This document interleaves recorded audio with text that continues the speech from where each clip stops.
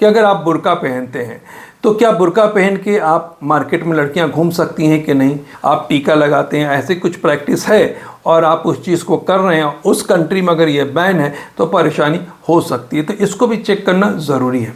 आज बात करेंगे कि अगर आप एब्रॉड में MBBS का एडमिशन ले रहे हैं तो किन चीज़ों पे ध्यान देना चाहिए।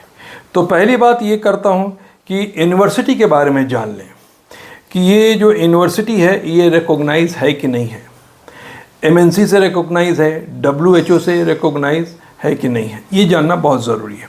दूसरी बात आ जाती है कि फिर आपको ये पता करना चाहिए कि जो पढ़ाई होता है वो इंग्लिश लैंग्वेज में वहाँ की पढ़ाई होती है कि नहीं होती है। ठीक है, ये इसलिए बोल रहा हूँ कि ये गाइडलाइन है जो MNC के ज़रिए दिए गए हैं, इसको जानना, इसको समझना बड़ा ज़रूरी है।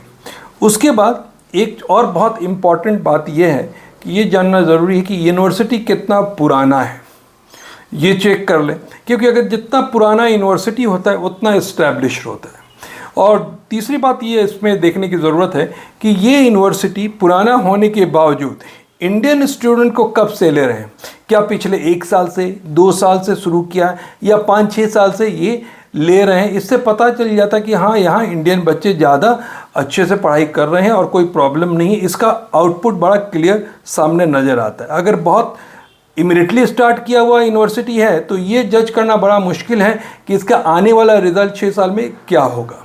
और एक बात और नोट करने की ज़रूरत है, ये देख लें कि ये गवर्नमेंट यूनिवर्सिटी है या प्राइवेट।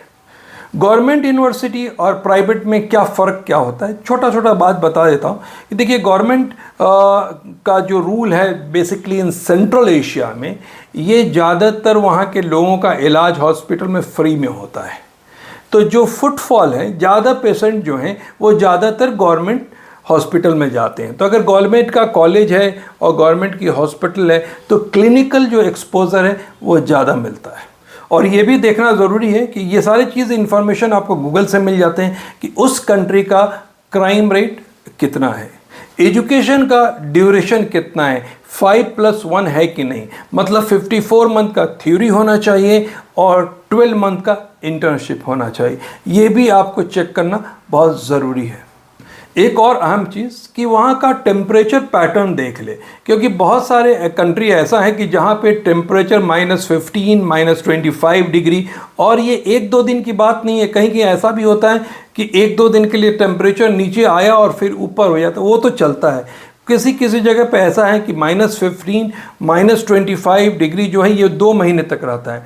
तो इस टाइप के सडनली जो टेम्परेचर चेंज होते हैं तो यहाँ पे ज़्यादातर देखा जाता है बच्चों की तबीयत ख़राब होती है। तो इस चीज़ का भी इल्म आपको होना ज़रूरी है कि जिस कंट्री में आप जा रहे हैं वहाँ का टेम्परेचर का पैटर्न कैसा है। और दूसरी बात और ये कि ये देखें कि जिस कंट्री में आप जा रहे हैं वहाँ पे इंडियन एम्बेसी है कि नहीं, क्योंकि जब बहुत कभी भी कुछ प्रॉब्लम होता है तो इंडियन एम्बेसी के ज़रिए ही आपको वहाँ पे सपोर्ट मिलता है। तो ये देखना बहुत ज़रूरी है कि उस कंट्री में इंडियन एम्बेसी है कि नहीं। और दूसरी बात ये है कि फाइनेंस के बारे में चेक करना बहुत ज़रूरी है।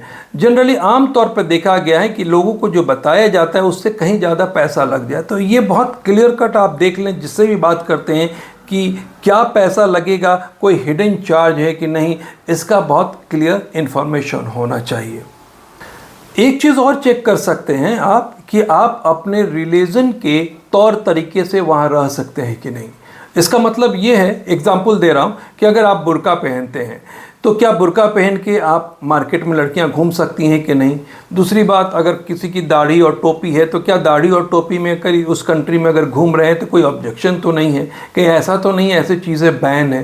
तो इसको भी चेक करना ज़रूरी है, क्योंकि अगर मान लीजिए आपको इस चीज़ की प्रैक्टिस है, आप टीका लगाते हैं, ऐसे कुछ प्रैक्टिस है और आप उस चीज़ को कर रहे हैं, उस कंट्री में अगर ये बैन है तो परेशानी हो सकती है। तो इसको भी चेक करना ज़रूरी है। ऐसी बहुत छोटी छोटी जो बातें थी आपके सामने मैंने रख दिया है। अगर और कुछ जानना चाहते हैं तो आप दिए हुए नंबर पे कॉल कर सकते हैं। Thank you so much watching my channel.